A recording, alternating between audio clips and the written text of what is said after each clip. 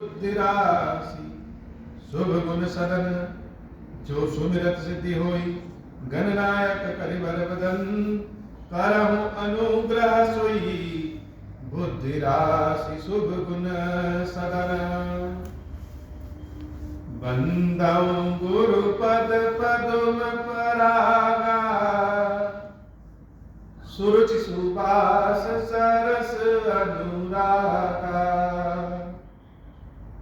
मंगल भवन अमंगल हारी उमा सहित जेहि जपत पुरारी सुमिर शिवा शिव पाई पसाऊं वरनहु राम चरित चित जाऊं वाणी ग्रहण जब कीन महेशा हर्षे तब सकल सुरेशा हरि राम चरित सब आए प्रेम पुलक लोचन जल छाए कवन सो काज कठिन जग माही जो नहीं होई तात तुम पाही राम काज लगी तब अवतारा सुनता ही भयाऊं पर्वता हे महादेव इस जगत में बाबा इस जीवन में बाबा न कोई कार्य कठिन है न ही कोई कार्य संभव है भैया सारे कार्य सरल और संभव हो जाते हैं बाबा अगर आपकी कृपा हो जाए माता जगत जननी जानकी जब से प्रभु श्री राम से दूर हो गई तब से जैसे लग रहा है कि भगवान की शक्ति ही क्षीण हो गई गिरिधराज जटायु को अपना स्वरूप भगवान देकर के अपने धाम भेज देते हैं और भगवान शंकर इस बात पे देवी पार्वती से कहते हैं हे देवी सुनहु उमा ते लोक अभागी हर तजी हो ही विषय अलग संसार में कौन अभागा है वह लोग वह जीव अभागे हैं जिनको भगवान की भक्ति को छोड़ करके अन्यत्र कहीं मन लगने लगे हरि तज होई विषय अनुराग हरि को त्याग दिया और होई विषय अनुराग संसार के अन्य विषयों में मन लगने लग जाए जैसे हम कोई फिल्म देखते हैं तो 3 घंटे की फिल्म 2.5 घंटे की फिल्म समाप्त हो जाती है जैसे लगता है कि अभी तो तुरंत समाप्त होगी 1 ही घंटे में समाप्त होगी उस 3 घंटे के बीच में न हम विचलित होते हैं न हमको फोन कॉल परेशान करते हैं न कोई परेशान करता है क्यों क्योंकि हमारा मन जिस काम में लग गया वह कार्य हमारे लिए आसान हो जाता लेकिन वही 3 घंटा अगर हम कह दें कि भगवान के नाम का जाप करना है भगवान की कथा सुनना है या सुनाना है भगवान की सेवा में रहना है वह 3 घंटे पहाड़ हो जाते और अगर हम प्रभु की सेवा कर भी गए तो हम जब फिल्म देख के आते हैं तो आने के बाद उम्मीद नहीं रहती कि नहीं फिल्म देखने से हमारा कुछ लाभ हो कुछ पुण्य होगा लेकिन भगवान का अगर हम भजन कर लें सेवा पूजा कर लें तो 1 तो 3 घंटे कर नहीं पाएंगे और अगर कर भी लें तो मन में यह आ जाएगा जैसे हमने ही भगवान पे एहसान किया है। अब तो 3 घंटे जाप हो गए भगवान के, 1 दिन 2 दिन 3 दिन, तो भगवान को तो मेरे ऊपर कृपा कर देनी चाहिए। और कृपा कैसी? कृपा ऐसी कि जिसमें सांसारिक कृपा ही कृपा, धन धान्य की शक्ति की वृद्धि हो। अब भगवान ना हो करके जैसे कोई लॉटरी हो गए, भगवान शंकर इन्हीं विषयों पे कहते हैं कि यह मन जो है वो ही विषय अनुराग है। संसार के अन्य कार्यों में तो अनुरक्त हो जाता है, अन्य चीजों में तो उसका मन लग जाएगा, लेकिन जहां भगवान की स्तुति भगवान की सेवा करना होगा वहां यह मन लगता ही नहीं। वहां तो सांसारिक कार्य याद आ जाते हैं, अक्षमता याद आ जाती है और अपनी लालसा भी याद आ जाती है कि आज तो हम इतना भगवान का नाम लिए, कुछ तो होना चाहिए। तो वास्तव में अभागा कौन है? जैसे हम अपना हाथ किसी ब्राह्मण को, पंडित जी को दिखाते हैं, ज्योतिषाचार्य सही शब्द है, तो हम अपने भाग्य को जानना चाहते हैं कि हम सौभाग्यशाली हैं या दुर्भाग्यशाली। भगवान शंकर स्पष्ट, कुछ चीजों में तो भगवान शंकर एकदम स्पष्ट कहते हैं कि ज्ञानी कौन? जो राम को जान जाए। अभागा कौन? जिसको मनुष्य का शरीर प्राप्त है लेकिन मन संसार के विषयों में लग गए। सनातन धर्म हर चीज के बारे में एकदम से पहले से ही पूर्व निर्धारित है। हिंदू धर्म में विषयों को भोगने के लिए मनाही नहीं है। हम देवी देवताओं की पूजा करते हैं, यज्ञ हवन आदि करते हैं, उसमें चाहते हैं भी चारों फल हमको मिले, धर्म अर्थ काम मोक्ष। लेकिन यह चारों एक दूसरे से जुड़े हुए होने चाहिए। तो सनातन धर्म यह नहीं कहता है कि सुख भोग न करें, लेकिन सनातन धर्म यह सदैव करता है कि हम कुछ भी करें कहें, भगवान को कभी न बिसारें, ईश्वर को कभी भूले नहीं। तो सुनहु माते लोग अभागी, हरित जी मोहि विषय अनुरागी। पुलिसी तहि खोजत दौबाई, चले बिलोकत बन बहुताई। संकुल लता विटप घन कानन, बहु खग मृग तह गज पंचानन।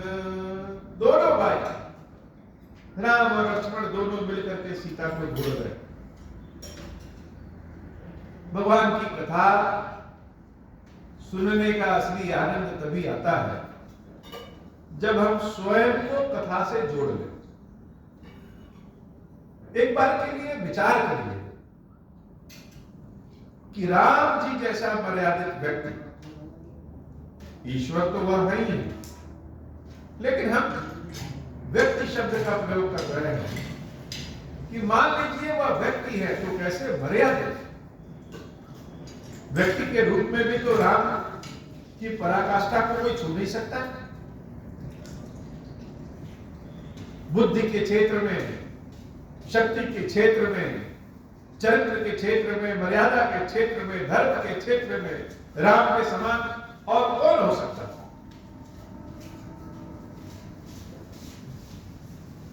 जब सीता जी राम के साथ थी तो लोग ढूंढते ढूंढते आते थे प्रभु श्री राम के दर्शन करने, और जब बहुत दिन हो जाए, अगल बगल के लोग परिचित हो जाते थे तो भगवान उस कुटिया का त्याग कर देते थे, क्योंकि लोग यहाँ का पता जान गए।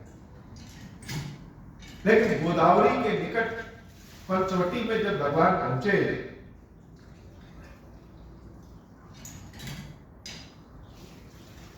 तो वहां अभी ज्यादा लोग जानते भी नहीं थे। तो राम की दशा क्या होगी कि जिससे एक भी गलती नहीं होती। विचार करिए अपने मन में कि जिससे कोई गलती नहीं होती, धर्म के मार्ग से कभी वो हटता नहीं, लालच लालसा जिसके मन में नहीं। जब कोई सुनता होगा कि सीता खो गई और क्यों खो गई, क्योंकि सोने के मृग के पीछे राम भाग गए थे सीता को छोड़कर। तो लोगों के मन में क्या कहानी आती होगी कि राम सोने के मृग के पीछे लालच में दौड़ पड़े, और जब राम को भी पता चला कि यह तो कपट कर रही है, और जब लक्ष्मण जी दौड़ते हुए आए और लक्ष्मण से राम जी कहे कि सीता को तो अकेला छोड़ दिए, तो किस दृष्टि से, किस मुंह से प्रभु श्री राम कहते होंगे। अपने छोटे भाई के समक्ष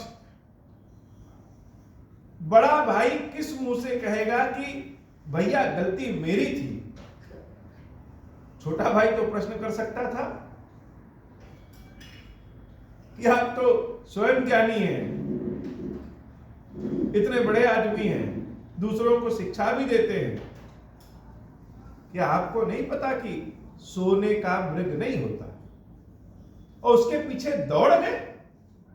अगर सोने का मृग होता भी होगा तो भी भेष कौन सा है, तपस्वी भेष। तपस्वी के भेष में क्या सोने की लालसा करना उचित है? तो राम जी स्वयं लक्ष्मण से कैसे कहे होंगे, लक्ष्मण से अपनी दृष्टि कैसे मिलाते होंगे। वो तो भाई लक्ष्मण जैसा था, अन्यथा लोग तो बुराई ही ढूंढते। चारों ओर जैसे सिर्फ सीता का हरण होने की सूचना नहीं गई, सीता राम के चरित्र और मर्यादा का भी जैसे हरण हो गया। और रावण का दहशत, रावण की खौफ, रावण का भय,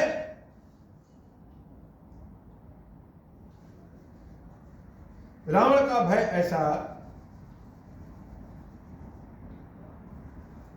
कि सीता के बारे में कोई बता ही नहीं रहा है। सब अभी तक तो सोचते थे कि राम तो बड़े शक्तिशाली हैं, तब तो राम के साथ हैं, और जब जान गए कि सीता का हरण हो गया, अर्थात राम के पास शक्ति नहीं है, केवल दिखावा है, राम केवल तपस्वी वेश में है, मन में तपस्वी नहीं है, तो सब राम की ओर न होकर के रावण के भय की ओर हो। आज अगर कोई प्रत्यक्ष घटना के हम लोग गवाही हो तो किसी बहुत बाहुबली के खिलाफ गवाही देने से डरते हैं। तो रावण जैसा जब कोई बहुत आतंकी व्यक्ति है तो उसके खिलाफ भला कौन हो सकता है, वो भी किसके साथ, जिसके साथ कोई नहीं। तपस्वी सीताराम, तपस्वी राम लक्ष्मण के साथ भला कौन हो सकता है। तो रावण का भय ऐसा था, रावण ने अनेक, एक ही तीर से जैसे अनेक कार्य कर दिए,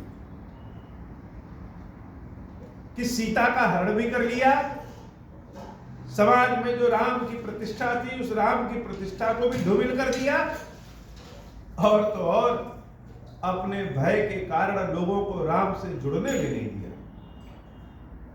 कभी कभी हम बहुत होशियारी में सोचते हैं कि हम तो जंग जीत लिए, थोड़ा सा जब बस आगे बढ़े तो लगा अब तो हमारा विजय हो गया, हमने तो लोगों को फंसा लिया, लेकिन वास्तव में हम खुद फंस जाते हैं। जब समय बदलता है तो यह समय बड़े बड़े को धराशायी कर देता है। राम लक्ष्मण दोनों जंगल में घूम रहे हैं, कोई भी व्यक्ति उनके पास नहीं आ रहा है जो बता सके कि सीता कहाँ है। यह बताने को तो छोड़ ही दो, जो लोग राम को देख रहे हैं तो अपने रास्ते को बदल दे रहे हैं, कहीं ऐसा ना हो राम जी हमसे पूछ ले और रावण देख ले। बाबा कहते हैं देवी पुण्य सीता ही खोजत दो भाई, चले बिलोकत बन बहुताई। जंगल में खो कंदराओं में सीता सीता सीता ढूंढ रहे हैं दोनों भाई, कोई बता ही नहीं रहा है कि सीता कहाँ है। संकुल लता बिटप घन कानन, पेड़ों से पूछ रहे हैं, लताओं से पूछ रहे हैं, पशुओं पक्षियों मृगों हाथियों से पूछ रहे हैं कि क्या तुमने जानकी को देखा है। बहु खग मृगतः गज पंचानन, बहुत सारे वहां पशु पक्षी जानवर हैं, लेकिन कोई भी सीता के बारे में बता नहीं रहा। रावण का भय ऐसा, और तो और संकट एक ओर से नहीं, संकट तो बहुत ओर से आता है। सीता तो हो ही गई है, अभी ढूंढ ही रहे हैं, कोई पता बताता। तब तक प्रभु एक ऐसे लता वृक्ष के पास पहुंचे जिससे उन्होंने सीता के बारे में पूछा, और वह वृक्ष न होकर के वृक्ष के रूप में एक राक्षस, आवत पंथ कवत कवन बनिपाता, तेहि सब कही साप कई बात।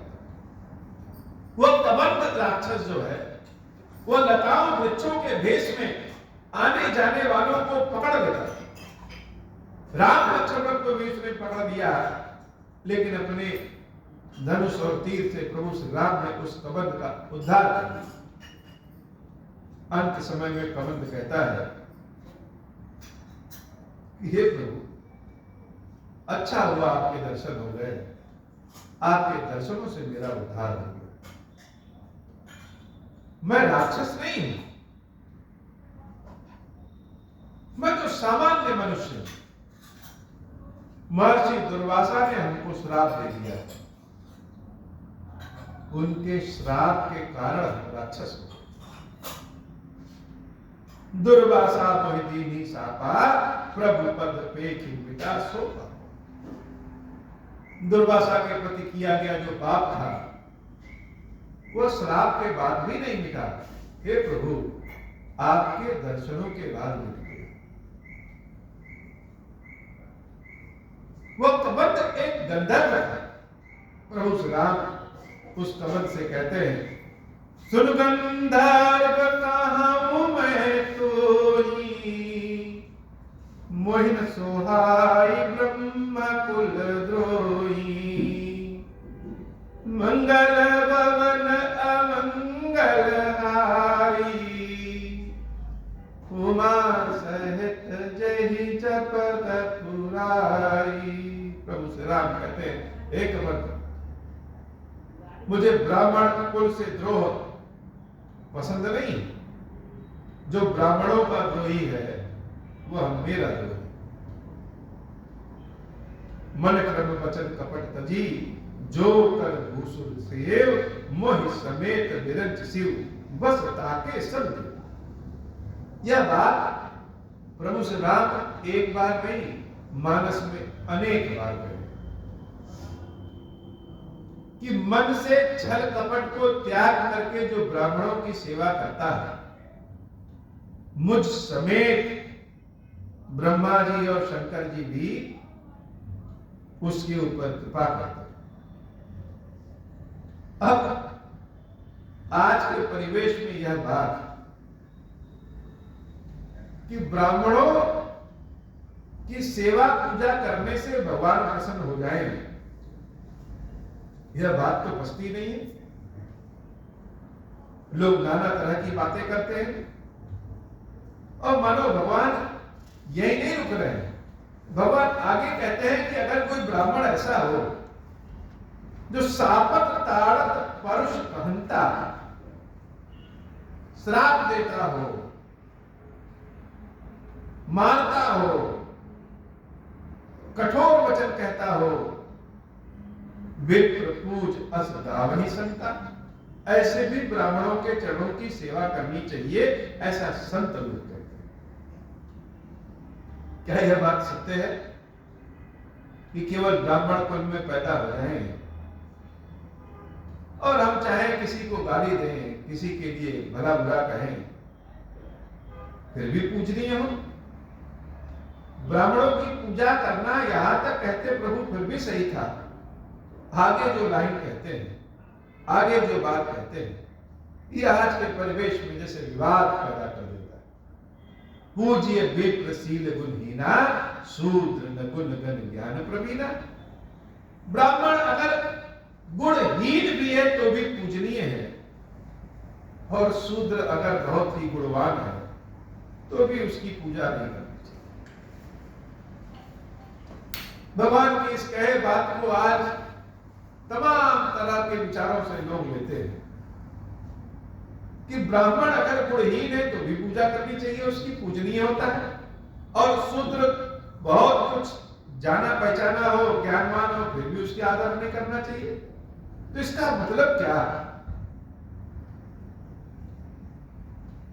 तो शायद हम लोग किसी बात को बाल की खाल ज्यादा निकाल देते हैं। जिन लोगों को विरोध करना होता है श्री रामचरितमानस का, भगवान की कथा का, उनके लिए यह सब जैसे अमृत का सागर है, और जिनको विरोध नहीं करना होता है उनके लिए तो यह जैसे विष का सब प्याला है।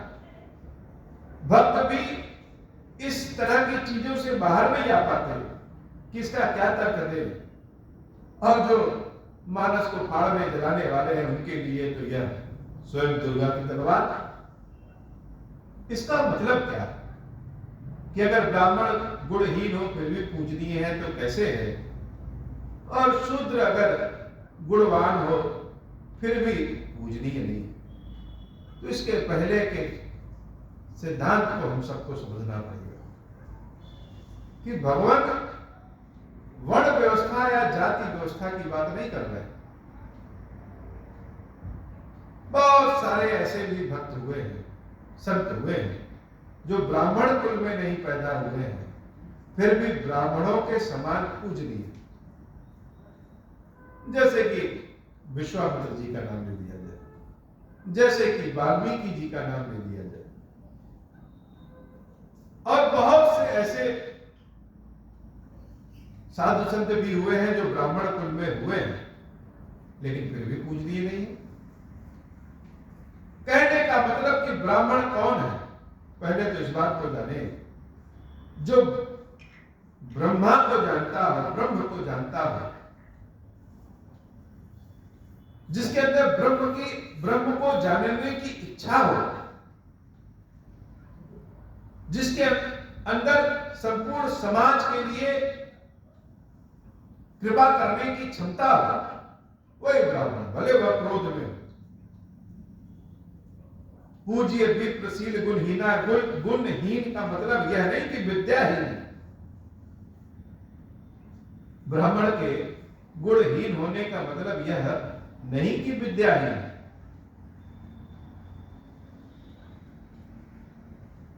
और शूद्र का मतलब क्या होता है? शूद्र का मतलब जो जाति से शूद्र है उनकी बात नहीं,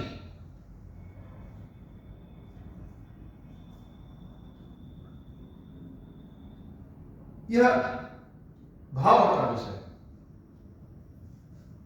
ब्राह्मण, क्षत्रिय, वैश्य, शूद्र सब एक समान है, सब भगवान की संतान है, लेकिन अपने अपने कर्म ऐसे हैं, उस कर्म के द्वारा लोग पूजित हैं। सनातन धर्म में बेरोजगारी नाम की प्रथा थी ही नहीं, सबके अपने अपने कर्म हैं, और यह भी जरूरी नहीं है कि जो अपना कर्म कर रहा है, पैतृक कर्म, उसको वो छोड़ न सके। छोड़ सकता है। एक शूद्र भी ब्राह्मण बन सकता है, एक ब्राह्मण भी शूद्र बन जाता है। बहुत सारे ऐसे भी है वंशी हैं जो ठठेरा है, जो बर्तन बनाते हैं। बहुत से ऐसे भी हैं जो क्षत्रिय कुल में हैं। बहुत से ऐसे भी हैं जो वैश्य कुल में हैं। इसीलिए सनातन धर्म के जातियों के गोत्र प्रायः एक होते हैं। जो गोत्र क्षत्रियों के लिए होगा वही गोत्र कभी कभी ब्राह्मणों में और वैश्य शूद्रों में भी हो जाता है। तो शूद्र वह है जिसका जैसा काम, ब्राह्मण वह है जिसका जैसा काम। कोई भी एक दूसरे में आ सकता है। तो अगर कोई ब्राह्मण बनता है तो वह कभी भी सांसारिक लालसा में नहीं पड़ेगा। उसके लिए सांसारिक विषय भोग है ही नहीं। हम यह कहते हैं कि ब्राह्मण भी अगर सांसारिक विषय भोग में है तो यह सर्वथा अनुचित है। और कोई शूद्र है तो उसके लिए सांसारिक विषय भोग को छोड़ना पड़ेगा, तभी वह ब्राह्मण बन सकता है। भगवान श्री राम का परिप्रेक्ष्य बहुत उच्च आदर्श कोटि का परिप्रेक्ष्य है, लेकिन उस परिप्रेक्ष्य को समझ पाना यह सबके बस की बात नहीं। पूज्य विप्रशील गुणहीना, शूद्र गुण गण ज्ञान प्रवीणा, कहीं निज धर्म ताहि समझावा। आगे वही बात है, भगवान ने कहीं निज धर्म ताहि समझावा, अपना धर्म समझाया कि हमको जो काम मिला है वह काम करना ही हमारा धर्म है। अगर व्यवस्था ना हो तो चीज बटे ना, काम चले ना, किसी को पता ही नहीं कि कौन किसको क्या काम करना है। कोई आईएएस बना है तो उसको ड्राइवरी आती है, लेकिन वह ड्राइवर नहीं हो सकता। अब कोई ड्राइवर है बहुत अच्छी बुद्धि वाला, वो फिर भी वो आईएएस नहीं बन सकता, क्योंकि सबका काम बटा है। प्रभु श्री राम कबंध को यही समझा रहा है कि कहीं निज धर्म ताहि समझावा, निज पद प्रीति देखि मन भावा। कबंध ने जब देखा कि भगवान मुझसे इतना प्रेम कर रहे हैं, यद्यपि मैं राक्षस कुल में हो गया था, गलती करके मैंने कुछ गलत काम किया, उसके बाद भी भगवान इतना हमको समझा रहे हैं, निज पद प्रीति देखि मन भावा। कबंध के हृदय में प्रेम प्रकट हो गया भगवान के चरणों के प्रति, और भगवान को तो प्रेम ही चाहिए हो। बड़े आनंद के भाव में आ गए हो। रघुपति चरण कमल से लुनाई, गयो गगन आपनी गति पाई। भगवान के चरणों की प्रेम भक्ति पाकर के वह कबंध अपनी गति को पाकर के, श्राप से मुक्त होकर के वह अपने उच्च कर्मों के कारण, भगवान की कृपा के कारण वह स्वर्ग को पधार गया। मंगल भवन अमंगल हारी, उमा सहित जहि जपत तुरारी। जब सारे रास्ते बंद हो जाते हैं, जब कहीं कोई रास्ता न दिखे, तो कोई ना कोई ऐसा सहारा भगवान जरूर दे देते हैं जिससे काम आगे बढ़ जाता है। यह हमेशा के लिए अटूटनीय विश्वास है, और इसी बात को स्वयं प्रभु श्री राम अपनी लीला से भी दिखाए। पिछले 7 दिन तक करीब कथा हम लोग की बंद थी। देवी सीता के हरण के बाद जैसे जीवन रुक ही जाता है। जब कथा को आप अपने भाव में बिठा लेंगे, तो भगवान श्री राम के जन्म के समय जब कथा आएगी तो मन में अपने आप उत्साह हो जाएगा। भगवान के राज्याभिषेक की कथा आएगी तो मन में उत्साह हो जाएगा।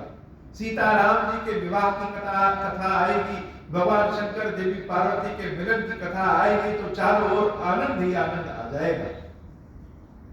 वही जब सीता हरण की कथा आएगी, तो अगर कथा के भाव को मन में बिठाए हैं, तो जैसे राम शक्तिहीन हो गए थे, वैसे ही कथा सुनने वाला और कहने वाला भी उसी अवस्था में होगा। यह कथा की विशेषता है। राम कथा जो लोग धारण करते हैं मन में, वह उसी के अनुरूप हो जाते हैं। देवी सीता के हरण के बाद आज करीब 7वें दिन 8वें दिन भगवान की कथा फिर से शुरू हो रही है। जैसे मानिए कि रामचंद्र जी को भी धरती पे चलने के लिए शक्ति की व्यवस्था करनी पड़ी। ऐसा व्यक्ति जिसके चारों ओर लोग चरण छूते हो, प्रणाम करते हो, अचानक से सब लोग उस पर उंगली उठाने लगे, यह तो पाखंडी है, सोने की लालच में इधर उधर घूम गया। और उसकी सबसे प्रिय चीज, सबसे शक्ति अगर उससे की खो जाए तो राम जैसे व्यक्ति का जब यह हाल हो जाएगा, भगवान का यह हाल हो जाएगा, तो हम मनुष्यों की क्या गति। राम कथा को जब हृदय में धारित करेंगे तो यह हो ही जाता है। सीता हरण के बाद जैसे लगे कि हमारी स्वयं की तबीयत खराब है और शक्ति ही नहीं, तो यह वास्तव में कथा का प्रभाव है। भगवान विचलित होकर के चारों ओर घूमते हैं, जंगल में चारों ओर घूम रहे हैं, विचलित अवस्था में, किस दिशा में जाएं, कहां जाएं, पता नहीं। जटायु ने बताया है कि रावण ले गया है, लेकिन सिर्फ जटायु के बता देने से तो सत्य नहीं है। और सत्य भी है, अगर रावण ले गया है तो रावण तो कहीं बैठा मिलेगा नहीं। रावण कहां मिलेगा, कैसे मिलेगा, इस बात को कौन बताए। और शक्ति कहां रहती है। विपत्ति में जैसे तन मन धन सब कुछ समाप्त हो जाता है। राम के साथ भी ऐसा ही हुआ। कैसे संभाले, राम लक्ष्मण को संभालते हैं, लक्ष्मण राम को संभालते हैं, दोनों मिल करके सीता को ढूंढते हैं। भविष्य की चिंता, वर्तमान की चिंता सब आंखों के सामने आ जाती है कि सीता को प्राप्त कैसे करें। सोचिए जरा, राम कथा सुनने का असली आनंद तब है जब स्वयं से राम को जोड़ दे। सीता जब खो गई होगी तो राम की क्या स्थिति। लेकिन तभी अंधेरे में भटकते भटकते एक जैसे आशा की किरण में बड़े बड़े लोग जो भगवान के श्री चरणों में हमेशा रहते थे, दर्शन करना चाहते थे, सीता हरण के बाद कोई भी प्रभु श्री राम से मिलने नहीं आया। न देवता आए, न ऋषि मुनि आए, कोई नहीं। जब कोई नहीं आता हमारे पास तो हम समस्या में तो पड़े नहीं रह सकते। भगवान सिखाना चाहते हैं कि किसी एक के बल यह संसार नहीं चलता। कोई कहे कि ज्ञान के बिना संसार नहीं चलेगा, ऐसा नहीं। नए नए ज्ञानी बन जाते। एक आशा की किरण, जैसे बहुत दिन से प्रभु श्री राम की प्रतीक्षा करते। जीवन का उद्देश्य ही उसके है कि कभी राम के दर्शन, और एक आशा है कि राम का दर्शन अवश्य होगा। प्रभु श्री राम के चरण उन्हीं की ओर जैसे घूम पड़े। बात है देवी शबरी की। राम शबरी से मिलने के लिए उनके कुटिया की ओर आगे बढ़ते हैं, और शबरी तो जैसे इसी की प्रतीक्षा में है, न जाने कब से। प्रभु की आवश्यकता शबरी और शबरी की पूर्णता राम। आज प्रभु के समक्ष भी कोई ऐसा है नहीं जो सीता का पता बता सके, तो चले जरा शबरी से ही पूछें, जिसको समाज ने परित्यक्त कर दिया है, किनारे कर दिया है, प्रभु उसके धाम पहुंचते हैं, उसके घर पहुंचते हैं यह पूछने के लिए कि मेरी सीता कहां होगी। ऐसी स्थिति आ जाए व्यक्ति की, तो व्यक्ति धैर्य कैसे धारण कर सके। जो ऐसी स्थिति परिस्थिति में धैर्य धारण कर सके वही राम है। हम लोग तो तुरंत परेशान हो जाएं, भगवान को दोष देने लगे कि हे प्रभु यह क्या किया आपने। हम तो दिन रात आपकी सेवा पूजा में रहते हैं, आप साथ नहीं दिए। राम क्या कहे होंगे भगवान शंकर से, क्या कोई शिकायत किए होंगे प्रभु श्री राम जी भगवान शंकर से। कहां पहुंचे, शबरी के घर पहुंचे। ताई देई गति राम उदारा, सबरी के आश्रम पग उधारा।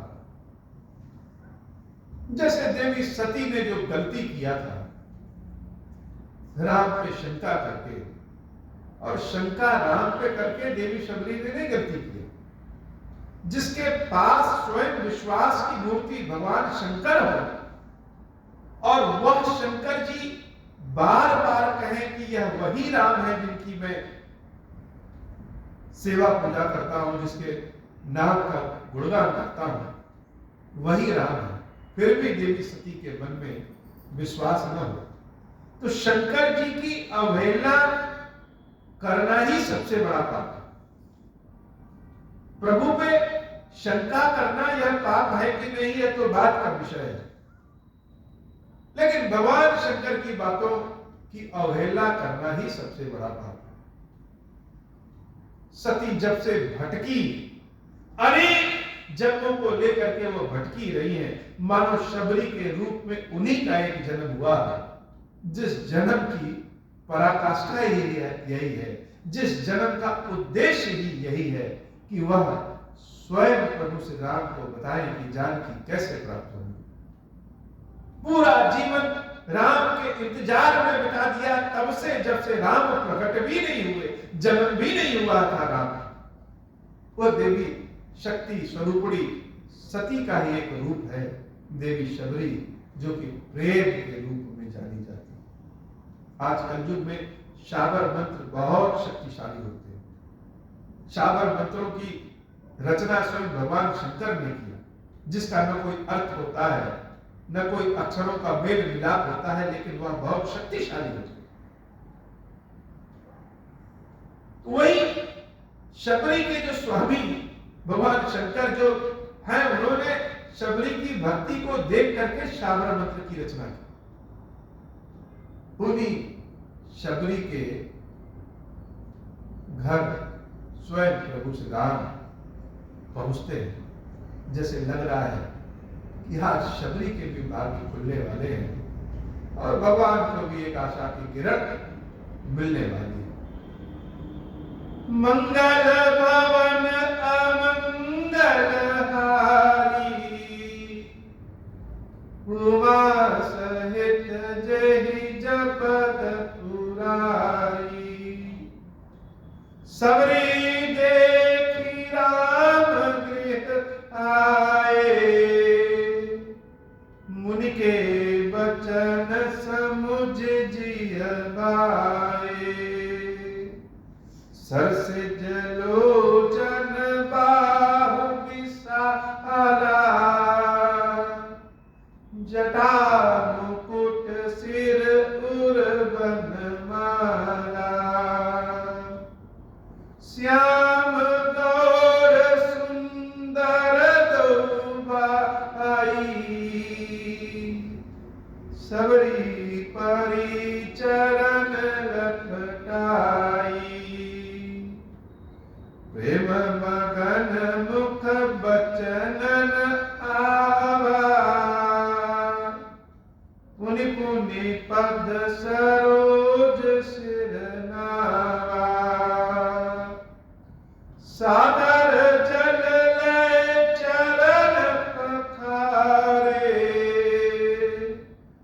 पुनि सुंदर आसन बैठारे। मंगल भवन अमंगल हारी, उमा सहित जहि जपत पुरारी।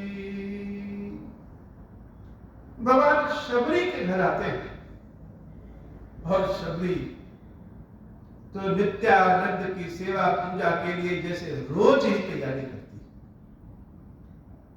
उनके गुरु पतंग ऋषि ने कहा था कि हे शबरी, तुम्हारे घर तो स्वयं राम आएंगे, ब्रह्म आएंगे और भगवान सबको देने आते हैं, तुमसे मांगने आएंगे।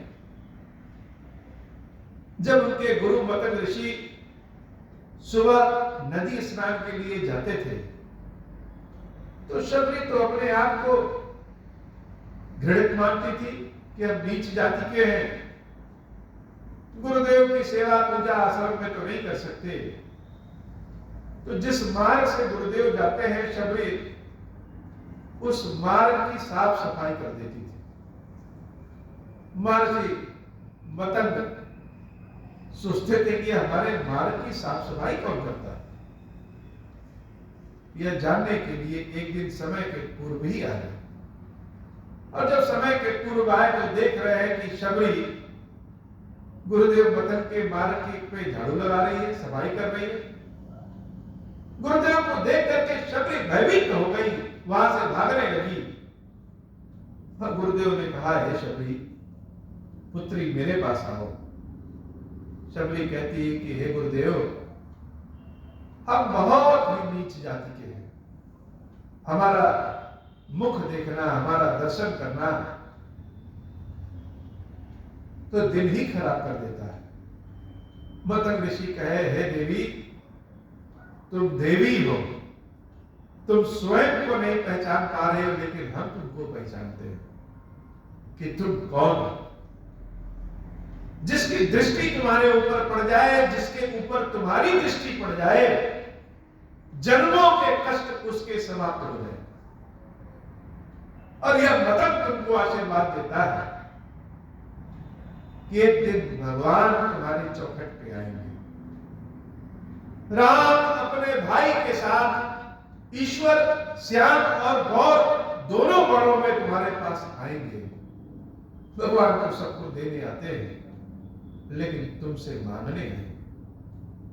देवी शबरी को जैसे भरोसा नहीं हो रहा है कि गुरुदेव ने इतना बड़ा आशीर्वाद दे दिया, लेकिन गुरु की कही बात कभी समाप्त नहीं होती, कभी झूठी नहीं होती।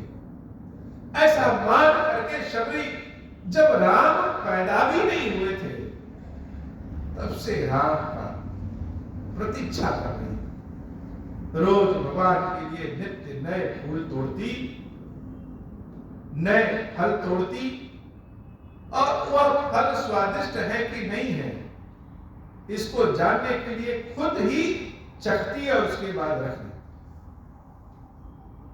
यह एक दो दिन की बात नहीं, वर्षों से शबरी ऐसा करती आई, लेकिन उसके मन में एक बार भी यह विचार नहीं आया कि प्रभु नहीं आए। एक बार भी यह अविश्वास नहीं हुआ कि गुरु की बात हमारे सही होगी कि नहीं होगी। और आखिर वह सुबह आ ही गई, जब दरवाजे पे भगवान प्रतीक्षा कर रहे, दरवाजे को खटखटाते हैं। शबरी अपने घर में भगवान के लिए पुष्प और फल तोड़ करके व्यवस्थित करके रख रही है, साफ सफाई कर रही है, अपनी कुटिया को भीतर से सजा रही है, बाहर की सजावट अभी बाकी है। तब तक जब दरवाजे पे आवाज होती है, तो जैसे लगा कि ऐसी आवाज, ऐसी खटखटाहट तो आज तक कभी हुई नहीं। शबरी जा करके जब दरवाजा खोलती है, तो दरवाजा खोलते ही सबसे पहले उसको जो दर्शन होते हैं लक्ष्मण जी और राम जी के, तो दर्शन तो राम लक्ष्मण के भगवान के भले होते हैं, लेकिन चेहरा याद आ जाता है, बात याद आ जाती है अपने गुरुदेव की। सबरी देखी राम गृह आए, मुनि के वचन समुझ जिए। किसी ने परिचय नहीं दिया, राम लक्ष्मण ने तो बताया भी नहीं कि हम राम लक्ष्मण हैं, लेकिन उनको देखते ही शबरी जान गई कि आज हमारे गुरु की बात सत्य हो गई, भगवान स्वयं मेरे दरवाजे पे आए हैं।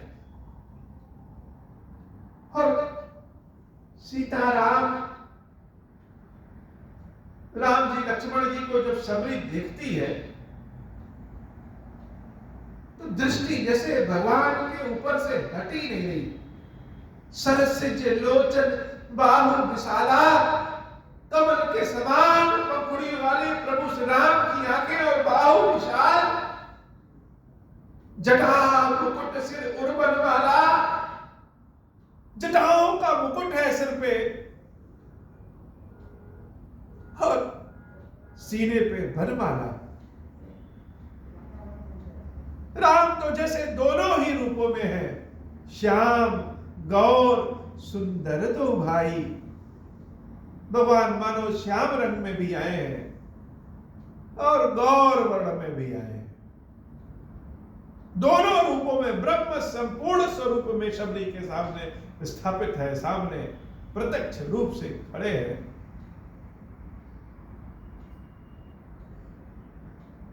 शबरी को समझ में नहीं आ रहा है कि क्या करें।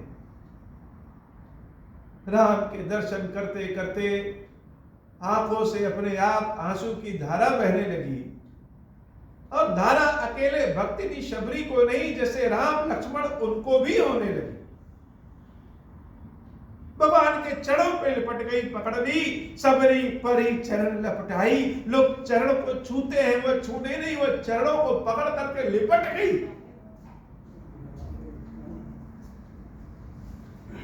ऐसा मौका कहां मिलता है।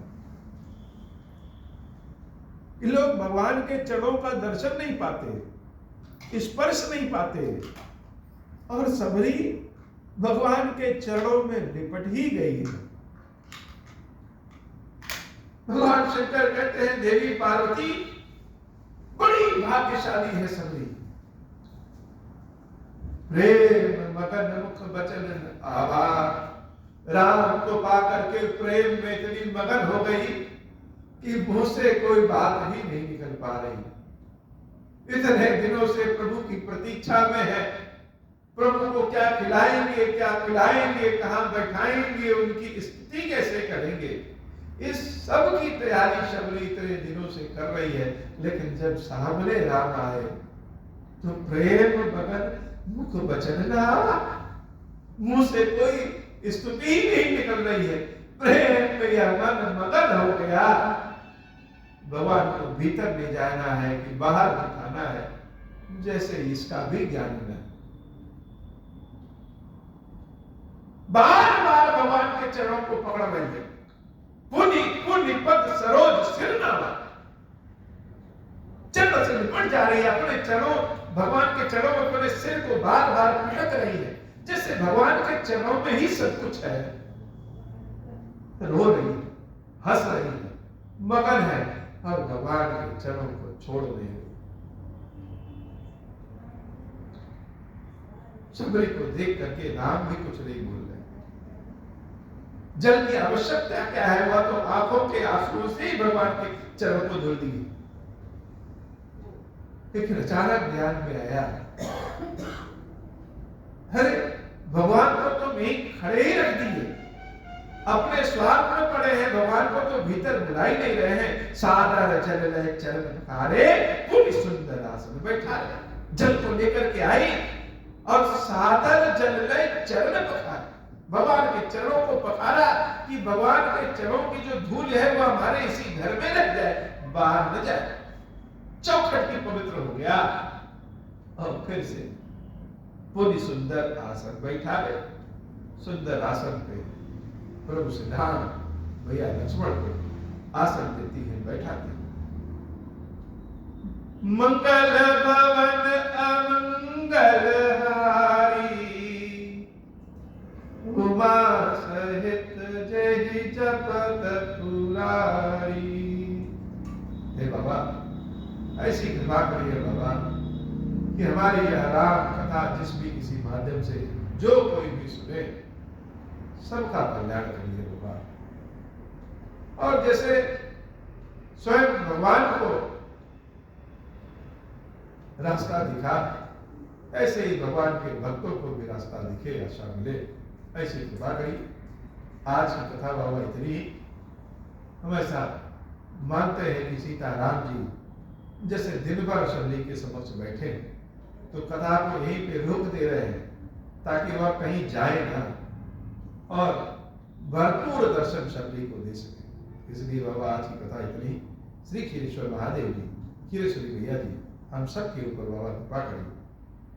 अब हो प्रसन्न प्रभु मोह पर, नाथ दीन पर नेहु, निज पद भगति देहु प्रभु, पुनि दूसर बर देहु।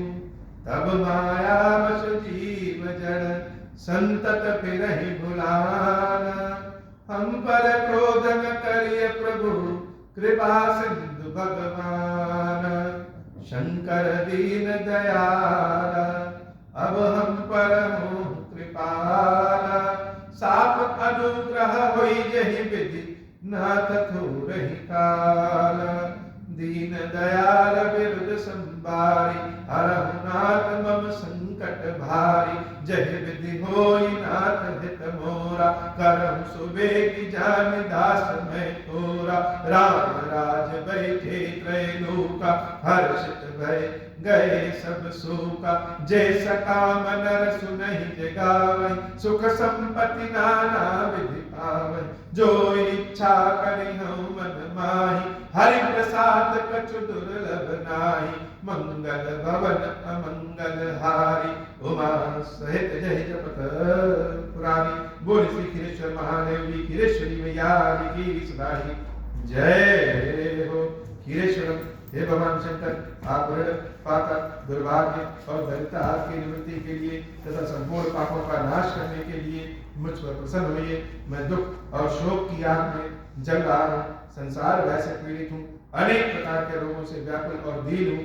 हीरेश्वर मेरी रक्षा कीजिए। देवदेवेश्वर सबको निर्भय कर देने वाले महादेव जी मेरे इसकी हुई पूजा को पार्वती जी के साथ ग्रहण कीजिए। मेरा मंगल करिए महादेव। शिवशंभु महादेव शिवशंभु महादेव शिव शंभु। ओम श्री राम।